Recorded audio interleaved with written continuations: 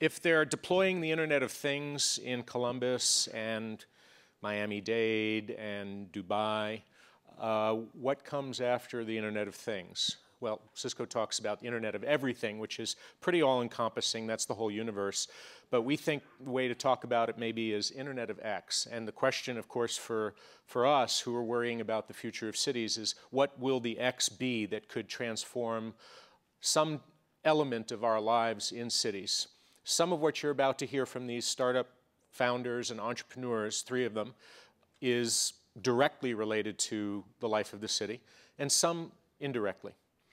But we think that can be as valuable, maybe even more valuable, because we don't know the future, and we don't know what impacts some of these technologies, unintended or otherwise, are going to have on our lives. For instance, how do we reduce the healthcare costs and burdens that cities have to bear for elderly or for the ill? Is there a way to reduce dangerous incidents that result in costly budget items for cities? And can we then reallocate those resources to other things? Just a thought.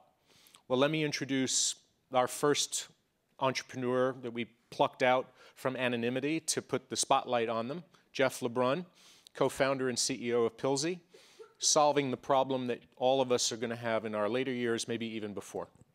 It's all yours. Great. Thank you.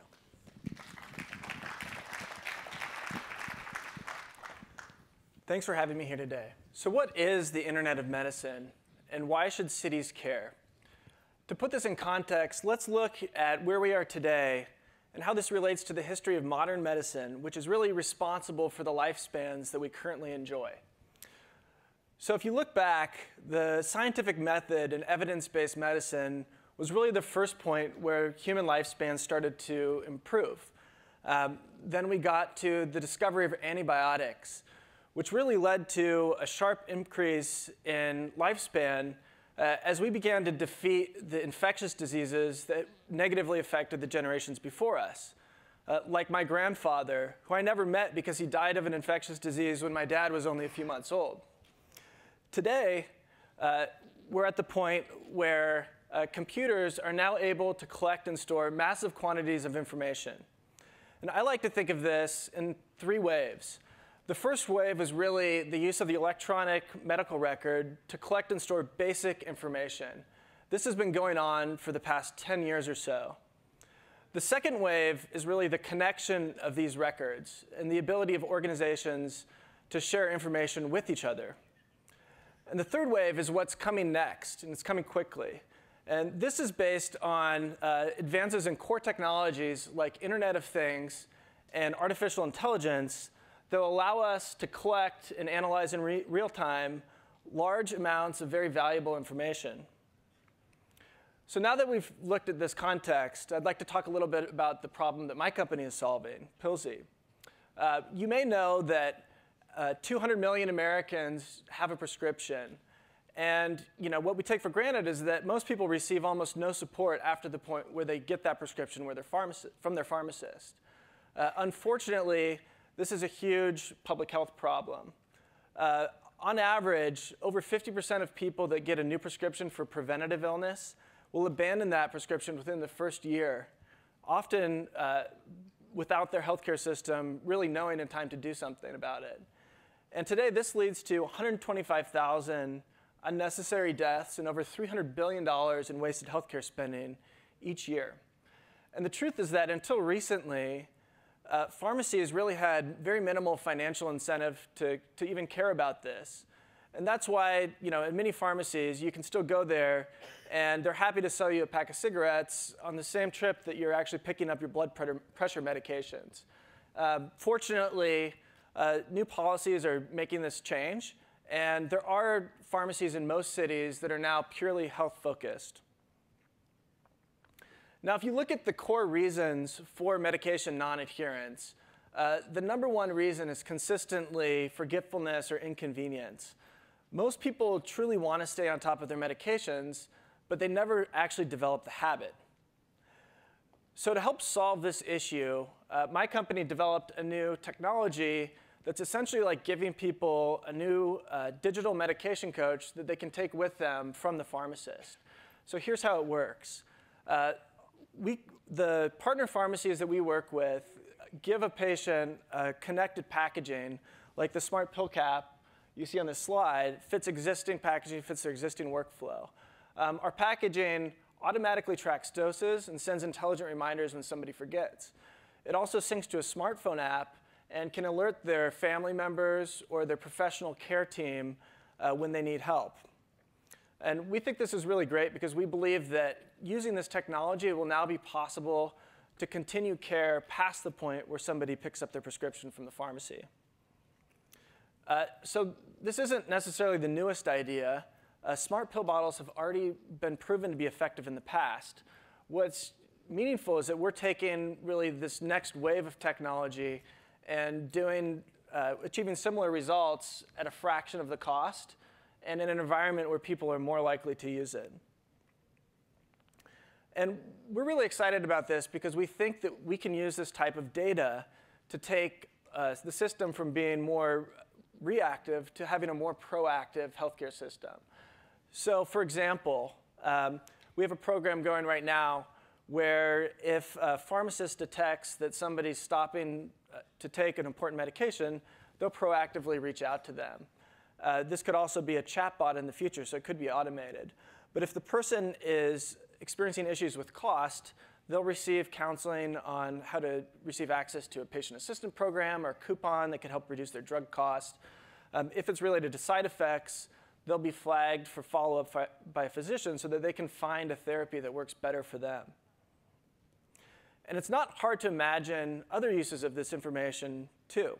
So, we're interested in programs, for example, where we could be giving people low-cost smartphones and giving them cellular data uploads or credits when they adhere to their treatment plan. Not only could this help people stay healthier, but it could help them stay more connected to their social security or social services programs. This is really exciting in a few areas, but mental health is one of them. So for example, with schizophrenia, medication adherence is actually the #1 predictor of a successful treatment. But unfortunately, adherence rates today are extremely low. And you can imagine that not only will this impact health, but also other issues that surround health, like homelessness, where over 25% of the homeless population has an untreated mental health condition. So we're just one example of how technology can be used to help people stay healthier longer in their home environment, which is not only where they want to be, but it's also a much less expensive environment for them to exist in. And I think this is really important because health affects so much of our society. After all, we are all people, and our health is really an indicator of the health of our overall society. So not only will these technologies like Pillsy help people stay healthier, but we think that there will be additional benefits in education, housing, and so on. And that's why, no matter what issues you're working on, you should care about this next wave of the Internet of Health. Thank you.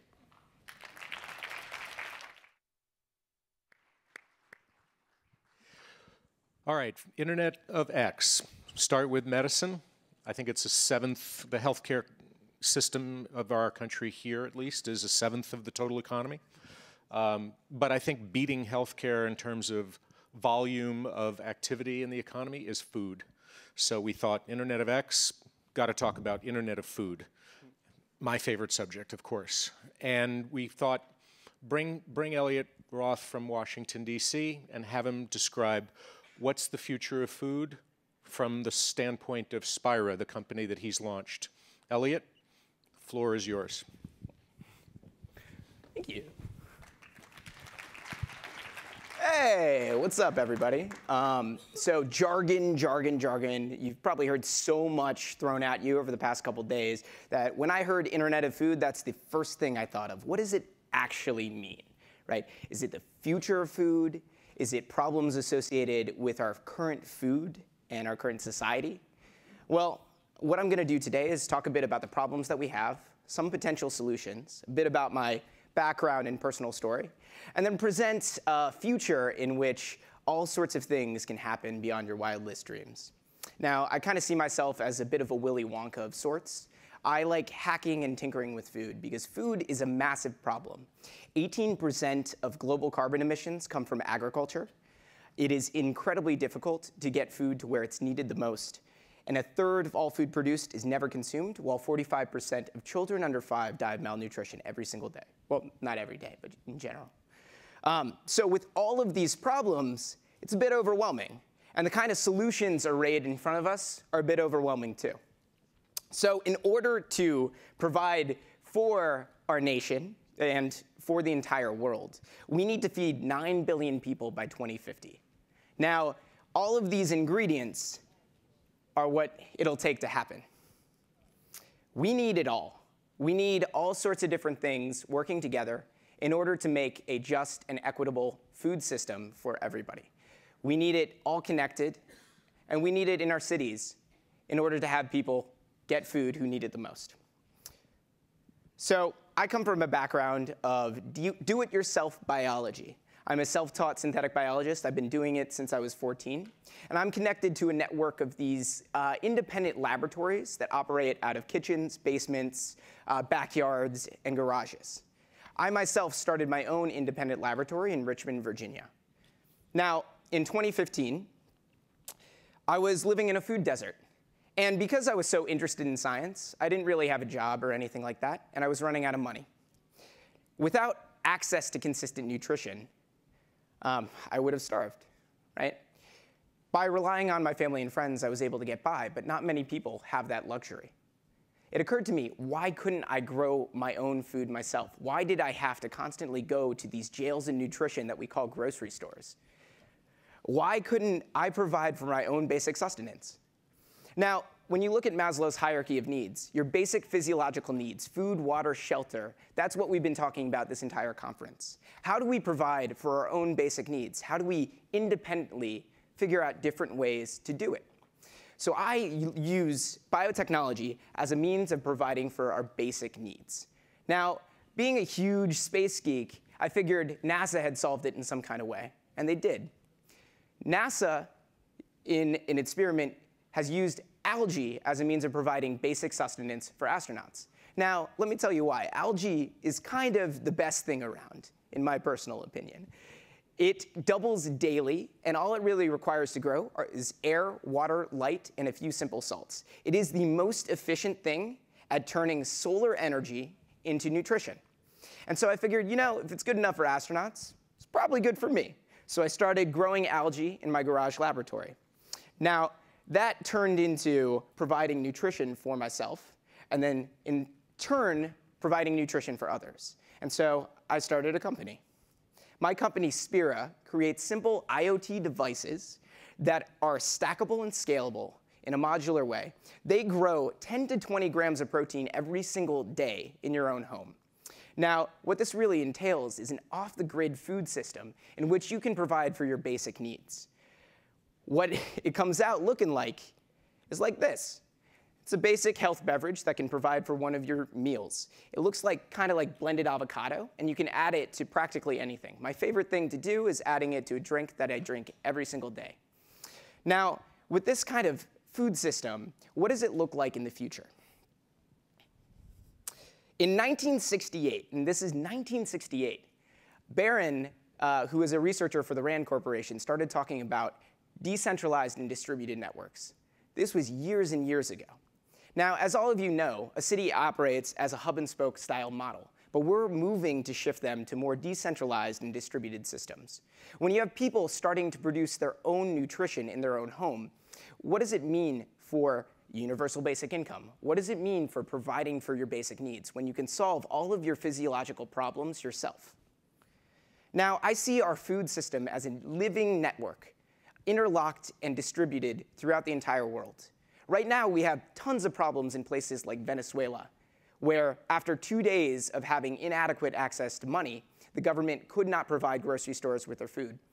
Most of the problems that we experience today deal with having inadequate access to physiological needs. Puerto Rico is another example that happened recently. Now, I'm going to paint a vision of the future in which you'll see some of the potential advances that can come when you marry all these different technologies together.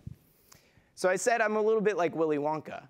Are you guys familiar with that scene in Willy Wonka where Mike TV ends up getting a candy bar beamed across the room to him? He reaches out and grabs it from his TV screen.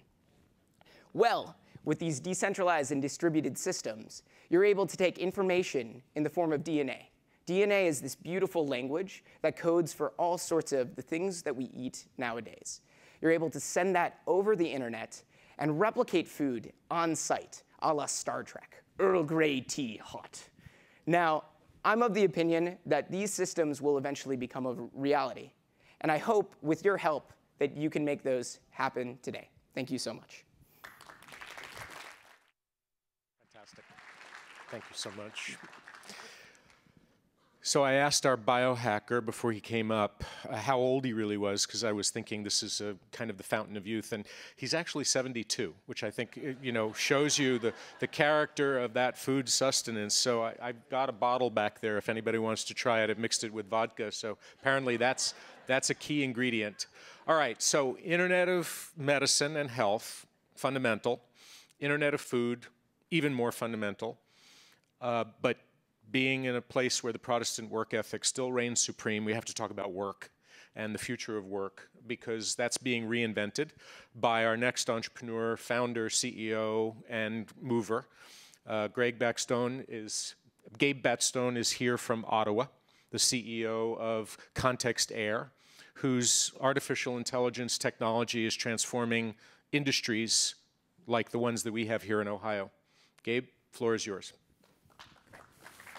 Thank you, Gordon, and thanks all of you for taking a little bit of your time today. And I will talk about the Internet of Work. And I should probably premise this with, this is not the work I'm talking about. The work I'm talking about is blue-collar work. A lot of it happens in Ohio, where people put warm hands on cold steel. They install, they maintain, they repair, they operate complex equipment. They fix the lights when the lights go out here. They fix the plumbing. They do the things that make cities run.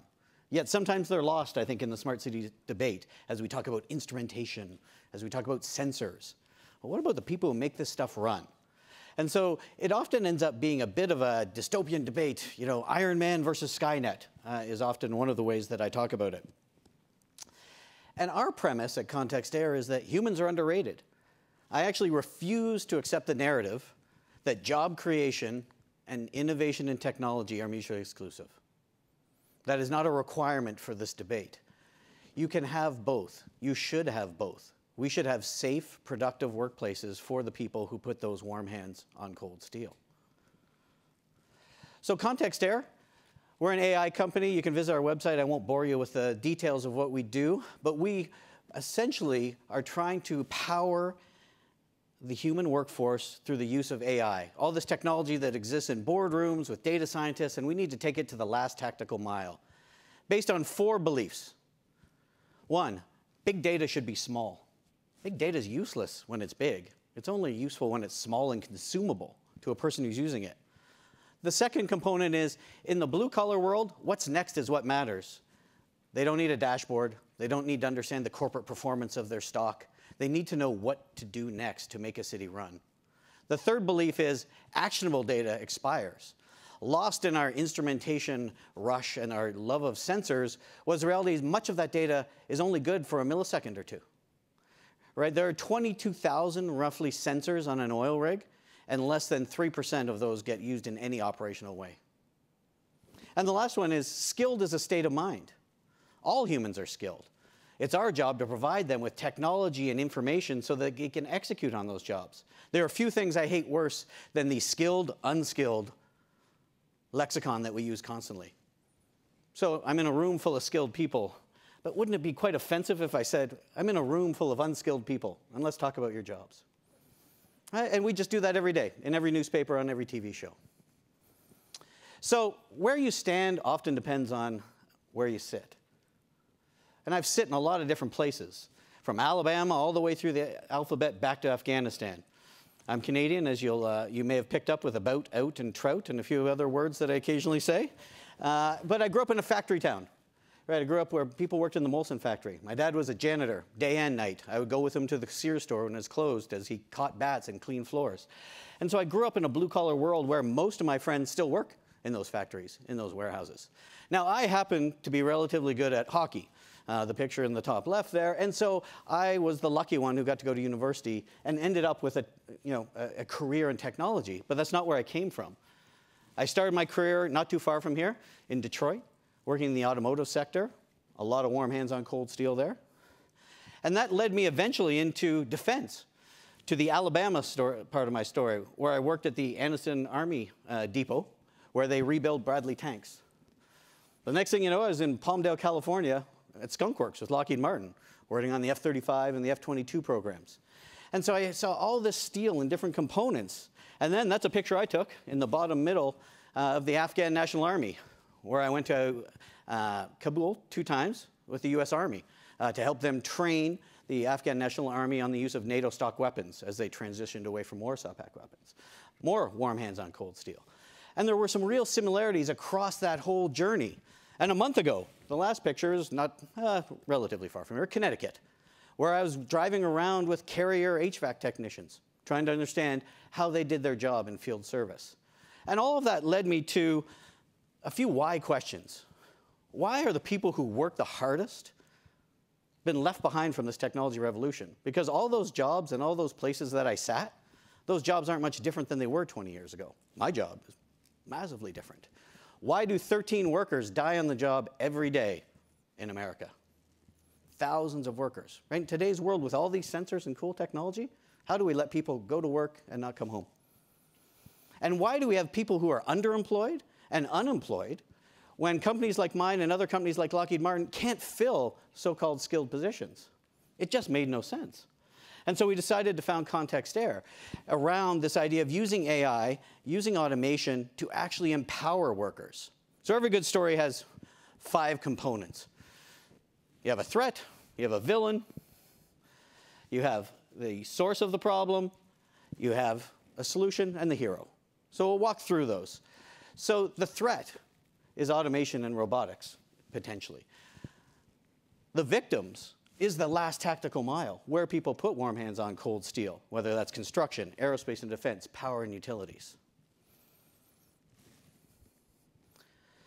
So the villain, and marketing people won't let me put villain on the slide and then have all these big companies and other things underneath it. So the source of the problem is many. But I did get them to build me a cool video. So here we are, the future of work. Let's use a fighter jet, because I spent a lot of my time around fighter jets. And the robot is kicking the worker out of the job, and he's like, what the hell? More specifically, what happened to all those blue-collar jobs? What's this gig economy? So you have workers and students who were here last night going, where's my job? Where's my career? At the same time, you've got our good friends in New York, where we also have an office, on Wall Street, who are like, where's my profit? As you work your way around the stakeholders, you have the unions going, where's the good old days? I want my 1945 job back for my grandson. Technologists like me are like, just leave us alone. We'll solve all the world's problems. It's easy. Just back off. Back off. Multinationals are like, I don't even know what to do. This is ridiculous. We have shareholders, nation states, governments. This is too much. And the government's going, so I need productivity to create jobs, but the innovation that I use for the productivity is taking jobs? I'm going to lose my mind. Well, we believe the hero is actually the augmented worker, right? Where you have analysis and guidance being provided in real time to a human who uses judgment and creativity to recreate that blue-collar workforce, to recreate jobs that buy homes, to recreate a good career for people who go to a college or maybe just have a high school degree. And in the end, we should hug the robot. It's together, but we went with smashing the robot. So that's all my time. I thank you for it. But we believe that the solution is put AI into the hands of humans, and I'll be talking about AI very shortly. And I leave you with, imagine a world, a blue-collar world, where as you walked up to a piece of equipment, it talked to you, and it told you what its next maintenance action was. If it told you a safety alert before you hurt yourself. Another way to think of it is, imagine your first day working at Lockheed Martin, that you knew you'd have the most experienced, most capable person who ever worked at that company available 24/7 in your pocket, on your phone. That's the vision that we're trying to make reality, and that's what we hope the future of work looks like. Thank you very much for your time.